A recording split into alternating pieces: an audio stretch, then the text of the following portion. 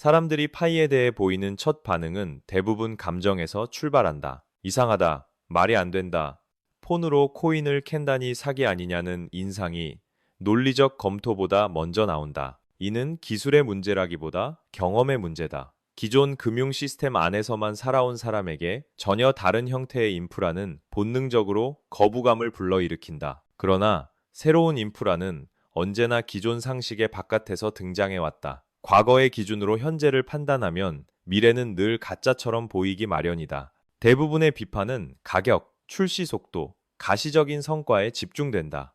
하지만 이런 요소들은 시스템의 본질을 설명하지 못한다. 가격은 구조의 결과일 뿐이고, 속도는 설계 철학의 선택일 뿐이다. 중요한 질문은 이 네트워크가 실제 경제 활동을 얼마나 자연스럽게 흡수할 수 있는지, 그리고 기존 금융 구조가 가진 병목을 제거할 수 있는지에 있다. 기술은 가능한가가 아니라 지속 가능한가로 평가되어야 한다. 현재의 글로벌 금융 시스템은 은행과 결제 네트워크를 중심으로 설계된 거대한 중개 구조다. 개인은 항상 계좌를 통해 접근해야 하고, 국경을 넘는 순간 비용과 제약은 급격히 증가한다. 이 구조는 안정성을 대가로 접근성과 자율성을 희생해 왔다. 특히 소규모 사업자와 금융 인프라가 취약한 지역의 개인에게 이 시스템은 보이지 않는 장벽으로 작동해 왔다. 파이가 제안하는 구조는 이 장벽을 제거하는데 초점이 맞춰져 있다. 계좌 대신 개인 지갑, 승인 대신 네트워크 합의, 중개 대신 직접 연결이라는 개념은 단순한 기술 변화가 아니라 권력 구조의 이동을 의미한다. 돈의 흐름을 누가 통제하는가라는 질문에서 그 통제의 주체를 기관에서 개인과 네트워크로 옮기려는 시도다. 이 점에서 파이는 단순한 코인이 아니라 사회적 인프라에 가깝다. 많은 사람들이 대형 플랫폼과의 연계 가능성을 과장이라고 말한다. 그러나 소프트웨어 산업에서 진짜 통합은 언제나 발표가 아니라 구조에서 먼저 이루어진다. 코드와 시스템이 준비되기 전에는 외부 공개가 오히려 리스크가 된다. 대규모 플랫폼일수록 더 조용히 움직인다. 외부에서 보이지 않는다는 사실은 부정의 증거가 아니라 준비 단계의 특징일 수 있다. 만약 이 네트워크가 웹사이트 제작 도구, 전자상거래 엔진, 비즈니스 운영 소프트웨어와 자연스럽게 연결된다면 의미는 근본적으로 달라진다. 이는 새로운 소비 방식을 강요하는 것이 아니다. 이미 존재하는 상거래 흐름 속에 새로운 결제 선택지를 삽입하는 것이다. 사용자는 행동을 바꾸지 않고도 비용을 줄이고 접근성을 높일 수 있다. 기술 채택은 언제나 이 지점에서 가속된다.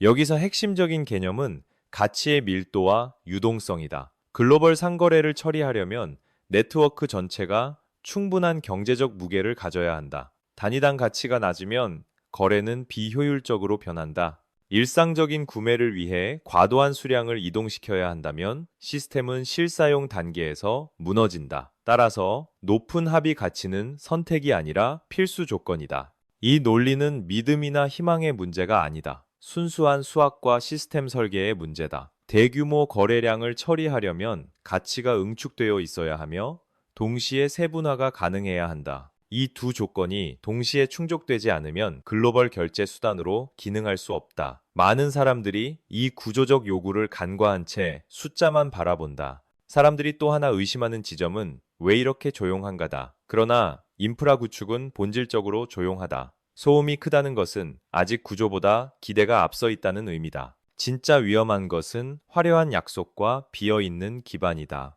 반대로 외부의 관심 없이도 내부에서 구조가 쌓이고 있다면 그 침묵은 전략일 수 있다. 이러한 변화는 기존 금융기관에게 위협이 된다.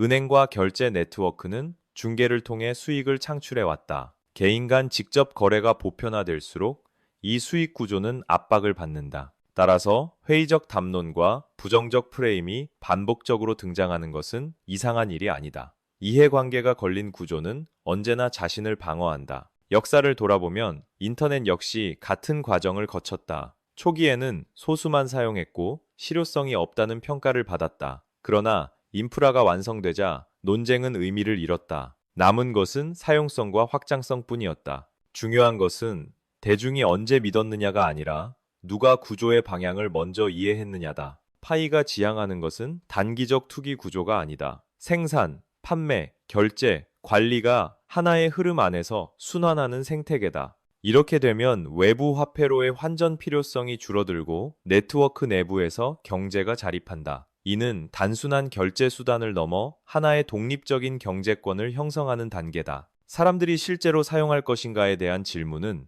결국 효용으로 귀결된다. 사람들은 신념 때문에 행동하지 않는다. 더 편리하고, 더 저렴하고, 더 빠르면 자연스럽게 이동한다. 과거의 모든 결제 혁신이 그랬다.